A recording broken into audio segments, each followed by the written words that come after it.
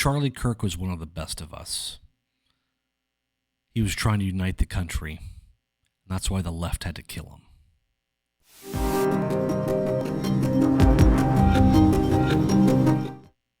So I've been quiet for a while. It's been almost a year since I've posted. And I think I've been quiet for too long. There's been too much that's gone on for the last 9 months now since Trump got elected. And it's just been news story after news story. And then there's been this news story. It's been over a week now since Charlie got. And you would think during these times we would get together and say this is a terrible tragedy and become a better country because of it. Instead, it's just gotten worse. And it shouldn't surprise me, but it does. Because I was alive. I was alive during 9/11.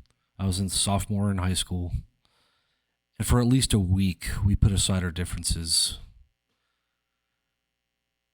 Not this time. Immediately, people were celebrating. And they try to say, oh, he was an extremist. He was just awful. He said racist, homophobic things. Charlie was about as mainstream conservative as you can get. I know hundreds of people like him. I'm like him. And I don't agree with him 100% on everything, but who agrees with 100% on everything with anybody? I don't think you agree with your mother on 100% of things. And yet we're supposed to be purist about these sort of deals? No. Charlie was the one taking it to enemy territory and challenging them on their ideas when they couldn't defend them. Professors, students, Oxford, it didn't matter. And because the media has been lying about conservatism for the past 10, 15, 20 years now, saying, oh, if you believe that, you're a fascist. If you believe that, you're a Nazi. If you believe that, you don't deserve to live. They've been saying those things for so long that people started to believe them. And now this is the result of that. Thankfully, we have his wife, Erica Kirk, go on to stage and forgive the killer, which shows how great Christianity is. I saw a post from Muslims saying, when we go to funerals, we live in fear. But if this is how Christian funerals are like, I find that very interesting. They didn't, denounce their faith or anything, but it put a stone in their foot, made them stumble a little bit. Make you go, this is very different. And so if anything good will come out of this is that people have embraced Christ again. They're like, I need to go back to church. There's been millions of people that I need to pick up my Bible and read it again. So if there's anything good, it's that. But then we got jerks like Jimmy Kimmel, who not even like a week after he dies says, oh, clearly this is MAGA taking one of their own out. And I had someone come up to me, he's like, what do you think about this Jimmy Kimmel thing where he got fired? And I'm like, he deserved it. He deserved every bit of it. Because you can't say illegal things. What he said is like on 9/11 saying, oh, well, the Mexicans did 9/11. But like a week after, not 20 years later where it's kind of funny, a week after where everyone wanted blood. And if you blame Mexico with it and people believed it, he would be liable for that. That's what Jimmy did. Jimmy said that someone else did it when he says, oh, I got a team of fact checkers that checks everything.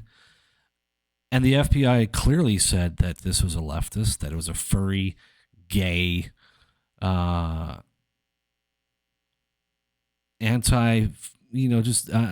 kind of guy, right? And he goes on anyways and does it because he's trying to score points with the left. It's what he's always done. And then he got a taste of his own medicine. And it's been, 2 days now. Disney caved. They let him back on the airwaves.